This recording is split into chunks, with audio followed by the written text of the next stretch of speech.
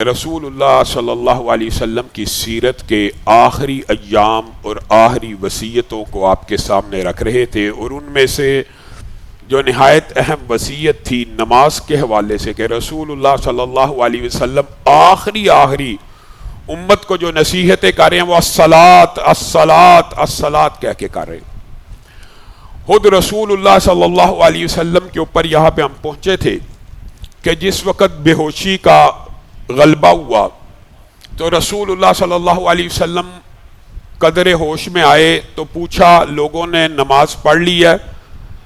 تو ازواج مطہرات نے کہا بلکہ آپ کا انتظار کر رہے ہیں کہ آپ آئیں جماعت کروائے۔ آپ نے کہا پھر میرے پہ پانی بہاؤ۔ پانی بہایا، اٹھنے کی کوشش کی، اٹھ نہ سکے۔ پھر غشی اور بے ہوشی کا ایک سلسلہ چلا۔ پھر دوسری مرتبہ پوچھا کیا لوگوں نے نماز پڑھ لی ہے؟ نہیں، آپ کا انتظار۔ کہا پھر پانی بہاؤ۔ پانی بہایا، پھر نماز کے لیے جد و جہد کر کے اٹھنے لگے۔ ایسا 3 مرتبہ ہوا۔ 3 مرتبہ رسول اللہ صلی اللہ علیہ وسلم اس عالم میں کس عمل کے لیے اٹھ رہے ہیں؟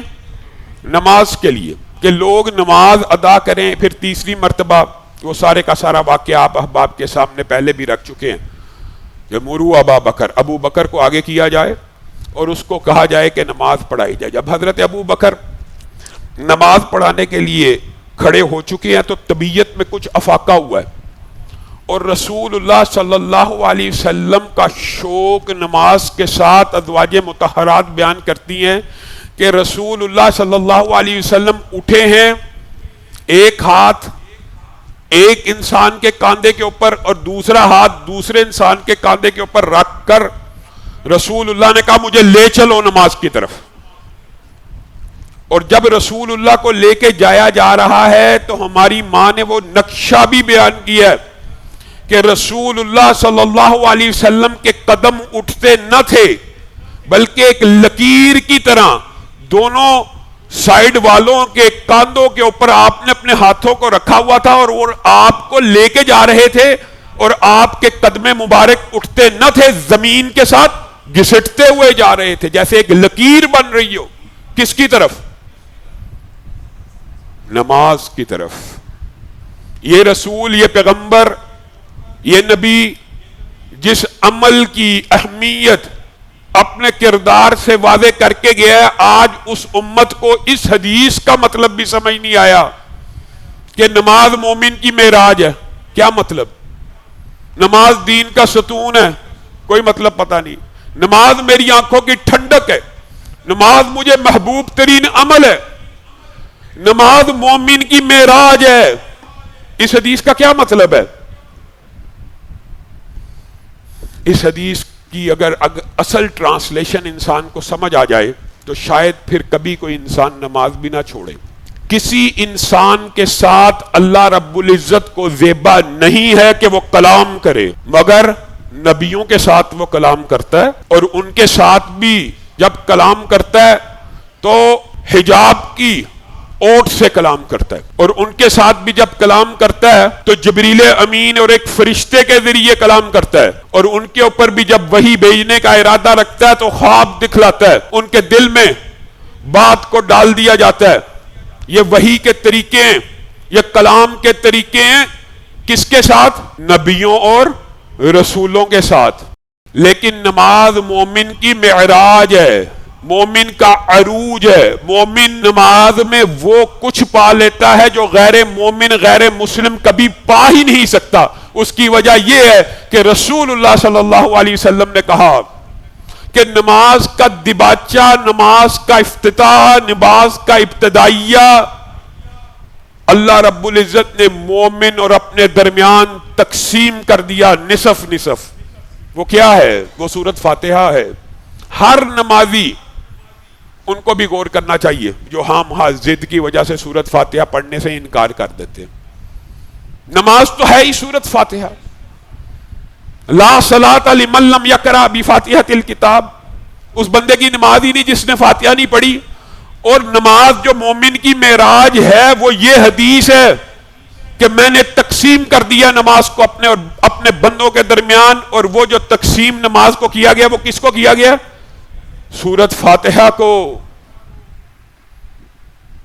اللہ تو نبیوں سے کلام کرتا ہے، اللہ تو رسولوں سے کلام کرتا ہے، لیکن بندہ مومن کی معراج یہ ہے، اس مسجد میں کھڑے ہو کے اگر امام سورت فاتحہ پڑھنا شروع کرے گا اور مقتدی اس کے پیچھے سورت فاتحہ پڑھنا شروع کر دیں گے، ابھی کہیں گے الحمدللہ رب العالمین الرحمن الرحیم مالک یوم الدین، اللہ کی قسم کتنی پست زمین کے اوپر تو اور میں یہ کلام کریں گے، اور عرش کی بلندیوں سے جواب آئے گا، کس کا؟ تیرے اور میرے رب کا، جو نبیوں اور رسولوں سے کلام کرنے کے لیے بھی اصول و ضوابط طے کرتا ہے۔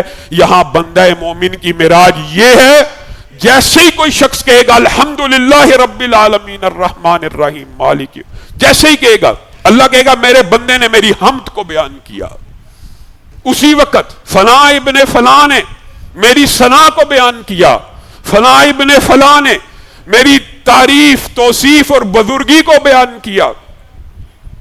یہ میرے اور میرے بندے کے مابین ہے، یہ جو ایاک نعبد و ایاک نستعین کہہ رہا۔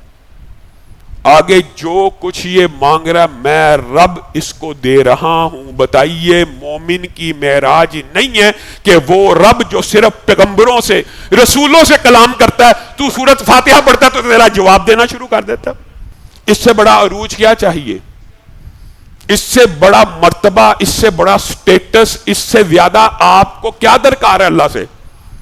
اللہ جی سنتا نہیں ہے تو پڑھ تو صحیح، اللہ سنتا نہیں ہے جواب بھی دیتا ہے۔ تیرا رب یاد رکھیے گا اللہ کے ساتھ کنیکشنز ہیں، رب کا تعلق ہے، مختلف کنیکشنز ہیں اللہ نے بیان کیے ہیں، رسول اللہ صلی اللہ علیہ وسلم کے ذریعے بھی ہم تک پہنچ چکی ہیں، باتیں قرآن میں بھی موجود ہیں۔ کیا رسول اللہ نے یہ نہیں تھا کہا کہ اللہ نے آسمان سے ایک رسی کو لٹکایا ہوا ہے جس کا ایک سرا اللہ کے ہاتھ میں اور دوسرا سرا تم لوگوں کے ہاتھ میں ہے؟ وہ کیا ہے؟ وہ قرآن ہے۔ یہ کنیکشن ہے نا، یہ بندے کو اللہ سے جوڑنے کا ایک کنیکشن ہے۔ وہ ہے رسی، ایک سرا اللہ کے ہاتھ میں، ایک سرا بندے کے ہاتھ میں۔ جو کنیکشن اور تعلق اس رسی کو تھامنا چاہتا ہے جس کا ایک سرا اللہ کے ہاتھ میں، تو پڑھ لے۔ اور حقیقت دیکھی جائے تو زیادہ تر کنیکشنز جو قرآن و سنت میں بیان کیے گئے ہیں ان میں سے 90% نماز میں موجود ہیں۔ مثلا سورت فاتحہ بھی تو قرآن ہی ہے، اصل تو قرآن ہی ہے نا سورت فاتحہ۔ نماز ایک کنیکشن ہے اللہ کے ساتھ، لیکن نماز کے اندر بھی جو کنیکشن ہے وہ سورت فاتحہ کا ایک۔ پھر اللہ نے قرآن پاک میں ایک اور کنیکشن بیان کیا، وَإِذَا سَأَلَكَ عِبَادِي أَنِّي فَإِنِّي قریب اجیبو دعوت الداعی اذا دعان۔ جب کوئی بندہ مجھے پکارتا ہے، میرے سامنے دعا کرتا ہے، ہاتھوں کو پھیلاتا ہے، رکوع کرتا ہے، سجدہ کرتا ہے، تو میں اس کو کیا کرتا ہوں؟ اجیبو دعوت الداعی اذا، میں اس کو جواب بھی دیتا ہوں، میں وہ دعا سنتا بھی ہوں اور اس کے بدلے میں اس کو دیتا بھی ہوں، اس کی دعا کو قبول بھی کرتا ہوں اور اس کو جواب بھی دیتا ہوں۔ یہ کنیکشن بھی نماز میں موجود ہے۔ ہاں ایک کنیکشن ایسا بھی ہے جو نماز میں نہیں ہے، وہ انفاق فی سبیل اللہ کا ہے، صدقے کا۔ لیکن اللہ رب العزت کے ساتھ کنیکٹ ہونے کے جتنے بھی طریقے ہیں وہ نماز میں جمع۔ ذکر اللہ، اللہ کے ساتھ کنیکٹ کرتا ہے بندے کو، نماز میں ذکر موجود ہے۔ گویا اللہ سے تعلق رکھنے کے متعدد طریقے اللہ نے نماز میں جمع کر دیے، اس لیے نماز مومن کی معراج ہے۔ بندہ مومن زمین کے اوپر سجدہ کر رہا ہے، اللہ تعالیٰ اس کے سجدے کو بلند کرتے کرتے اپنے پاؤں میں لے جاتا ہے۔ اس سے زیادہ عروج کیا چاہیے؟ کون سا عروج درکار ہے؟ اور نماز کیا صرف، اگر صرف نماز کے فضائل اور مناقب کے اوپر گفتگو کی جائے تو صرف نماز کی جو فضیلتیں ہیں اس کو بیان کرنے کے لیے کئی خطبات درکار ہیں۔ یہ ہم رسول اللہ کی سیرت میں آخری وصیتیں بیان کر رہے ہیں، اور نماز کے مختلف پہلو ہیں. حقیقت بات یہ ہے نماز اللہ کے ساتھ کنیکشن بھی ہے، اللہ کے ذکر کا ذریعہ بھی ہے. لیکن نماز، لوگ اب وظائف پوچھتے ہیں، آپ کو پتہ، وظیفہ بتا دیجئے، رزق حلال کا وظیفہ بتا دیجئے، بیماریوں سے بچنے کا وظیفہ بتا دیجئے.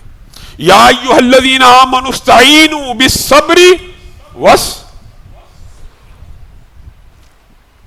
استعینوا بالصبر کے ساتھ کس چیز کا ذکر کیا؟ والصلاۃ. جو وظیفہ اللہ بتا رہا ہے وہ بہتر ہے کہ جو مولوی بتا رہا ہے. اور بعض لوگ ایسے بھی ہیں جنہوں نے یہاں پہ اپنی طرف سے اہل حدیث کا انکار کرنے کی کوشش کی، اہل توحید کا انکار کرنے کی کوشش کی. انہوں نے کہا دیکھو جی اللہ کہہ رہا ہے کہ نماز اور صبر کے ذریعے مدد طلب کرو. حالانکہ امت کا اجماع ہے کہ جو صبر کرنا ہے اور نماز پڑھنا کیا ہے؟ نیکی کے اعمال ہیں کہ نہیں؟ اور نیک اعمال کے وسیلے سے تو اہل حدیث کا انکار ہی نہیں. نیک اعمال کے وظیفے کے تو وسیلے کے تو سارے اہل حدیث قائل ہیں. ہم تو آپ سے اس وسیلے کے بارے میں پوچھتے ہیں. وَإِذَا سَأَلَكَ عِبَادِي عَنِّي فَإِنِّي قَرِيبٌ. اللہ کہتا ہے میں قریب ہوں، تو کہتا ہے دور ہے. اللہ کہتا ہے میں قریب ہوں، مولوی کہتا ہے نہیں بڑا دور ہے. اللہ کہتا ہے میں قریب ہوں. نہیں جی سیڑھی چاہیے، راستہ چاہیے، طریقہ چاہیے، وسیلہ چاہیے. یہ جی مخلوق سے مدد ہے نماز اور صبر. یہ مخلوق ہے کہ نیک اعمال ہیں انسان کے. انسان اپنے نیک اعمال کے وسیلے سے اللہ رب العزت سے مدد طلب کر سکتا ہے. اور اس کی سب سے بڑی دلیل قرآن کی آیات بھی ہیں.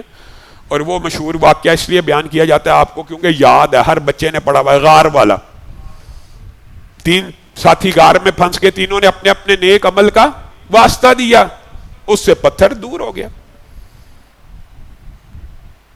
اللہ سے مدد طلب کرو صبر کے ذریعے، نماز کے ذریعے. یہ وسیلے کی جائز شرعی قسم ہے.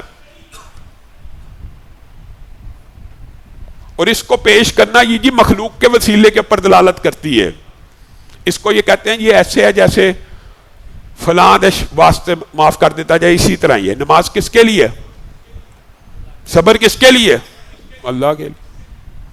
اس کے ذریعے سے اب آپ یہ جو وظیفہ اللہ نے بتایا، اے ایمان والو اللہ سے مدد طلب کرو صبر کے ساتھ اور صلاۃ کے ساتھ. پہلے صبر کا ذکر آیا لیکن ہمارا موضوع چونکہ صلاۃ ہے، لیکن ایک ضمنی طور پہ بات سمجھ لیجیے. صبر بھی بہت بڑا وظیفہ ہے، بہت بڑا وظیفہ ہے، بہت بڑا وظیفہ ہے. اور صبر کہتے ہیں کسی مصیبت کے آ جانے کے بعد وویلا، شکوہ اور شور نہ ڈالنے کو. رسول اللہ صلی اللہ علیہ وسلم نے اس عورت کو کہہ دیا تھا صبر تو یہ تھا کہ اس وقت تو یہ نہ کہتی، اب تو نے جو کہنا تھا کہہ لیا، اب صبر کا فائدہ نہیں. صرف صبر کرنے سے اللہ کی مدد اتر آتی ہے. اگر بندے کے منہ سے یہ الفاظ جاری ہو جائیں انا للہ و انا الیہ راجعون، ساتھ انسان یہ کہہ دے اللہم اجرنی فی مصیبتی واخلف لی خیرا منہا، بس یہ ہے صبر. اے اللہ جو مصیبت آن پہنچی ہے اس کا بہترین نعم البدل دے دیجئے. اور انا للہ و انا الیہ راجعون یہ وظیفہ کبھی کر کے دیکھیے. اگر بہتر نعم البدل اور اس صبر کے ذریعے اللہ کی مدد نہ آئے پھر مولویوں کے پاس جائیے، علماء کے پاس جائیے کہ کام نہیں ہو رہا. مدد طلب کرو نماز کے ذریعے. رسول اللہ صلی اللہ علیہ وسلم کی زندگی کے ایک دو نہیں متعدد واقعات ہیں جو صحابہ نے کوٹ کیے ہیں کہ جب بھی رسول اللہ صلی اللہ علیہ وسلم کو کوئی کام، کوئی مشکل، کوئی چیز کی طلب ہوتی تو آپ نماز کے لیے کھڑے ہو جاتے، جس کو صلاۃ حاجت بھی آج کل کے عرف میں کہا جاتا ہے. حضرت عباس کے بارے میں تو یہ بات بھی ان کو ان کے بھائی کی وفات کی خبر پہنچی تو آپ نے یہی الفاظ دہرا کے 2 رکعت نماز پڑھی. اور یہ صحابہ کا عام معمول ہے، جب بھی کسی چیز کی ضرورت پڑی تو سب سے پہلے اس وظیفے کی طرف متوجہ ہونا ہے جو اللہ نے بتایا۔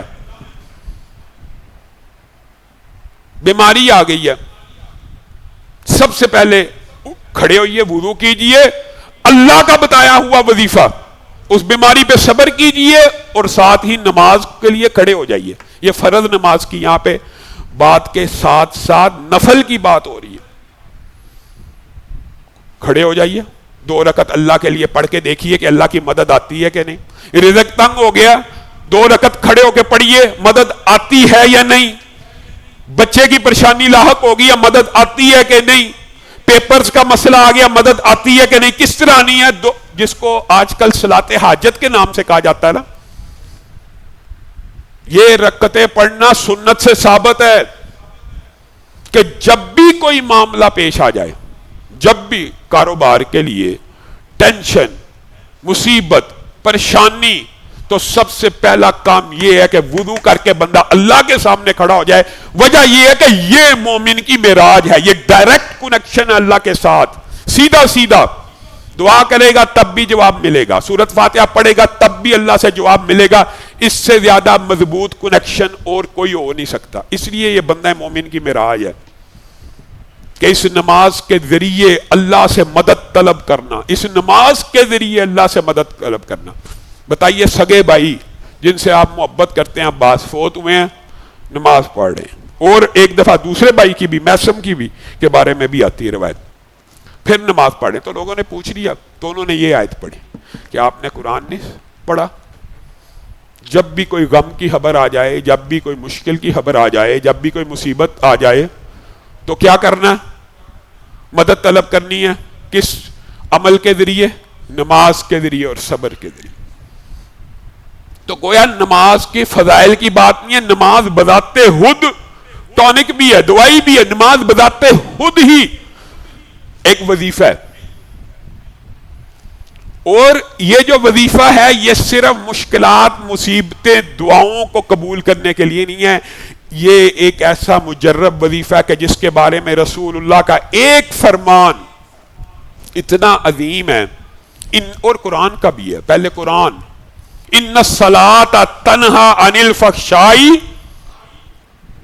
والمنکر، نماز برائی کے، فحاشی کے، گندگی کے، عریانی کے، باطل کے، سارے گندے پروگراموں سے روکتی ہے۔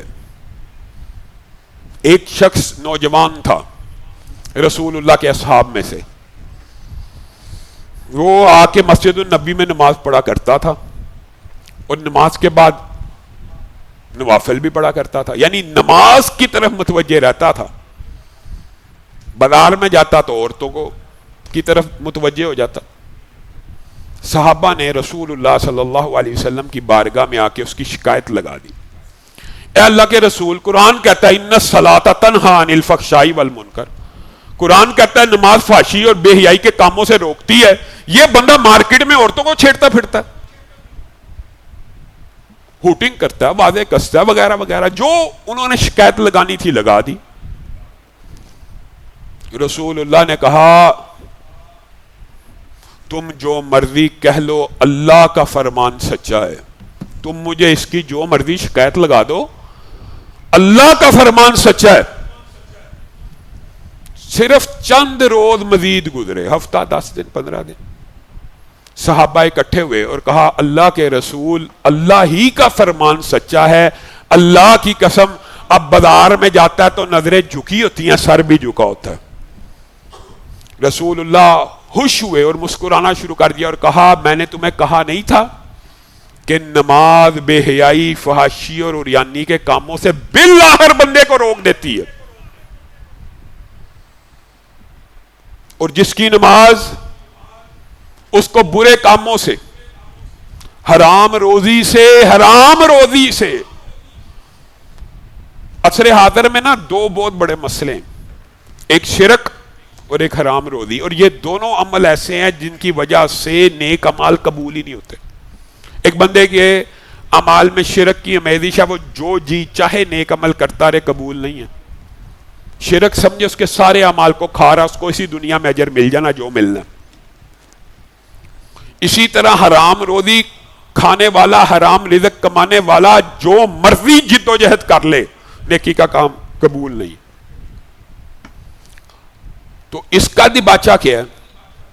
اگر آپ کی نماز ہی آپ کو شرک، بدعت، خرافات سے روکتی نہیں ہے، یا آپ کو حرام روزی کمانے سے، فحاشی سے، عریانی سے، جھوٹ سے، غیبت سے، چغلی سے، بد اخلاقی سے، بدتمیزی سے، گالیوں سے، امانت میں خیانت سے، عہد شکنی سے اگر آپ کی نماز آپ کو نہیں روک رہی، تو آپ کی نماز چیک ہونے والی ہے کہ اس میں کیا حامی ہے۔ اللہ کا قول سچا ہے، آپ جھوٹے ہیں۔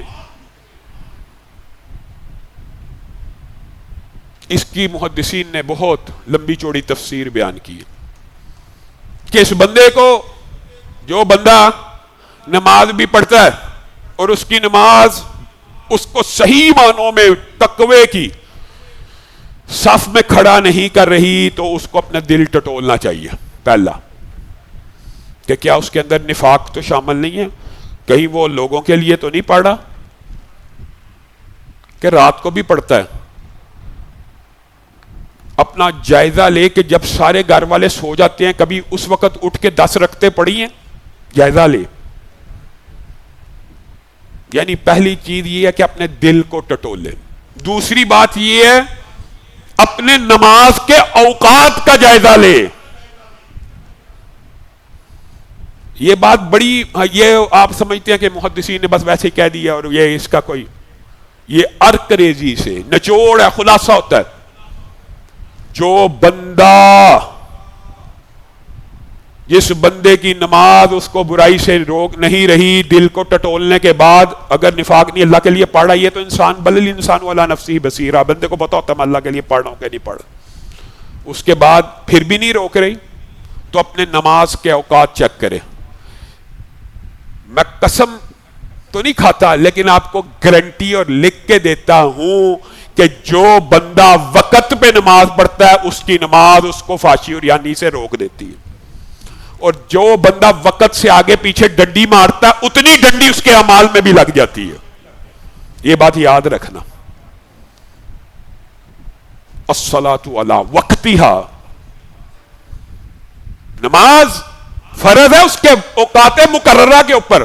وہ جو آپ کے سامنے ابتدائی خطبے میں دباچہ باندھا تھا، وہ یہ تھا کہ 5 بھی اکٹھی کرنی پڑے، بچے کو اپنے ٹریننگ اور تربیت کے لیے ناگا نہیں ہونا چاہیے 5 کا، وہ بھی کرنا ہے، وہ ابتدا ہے۔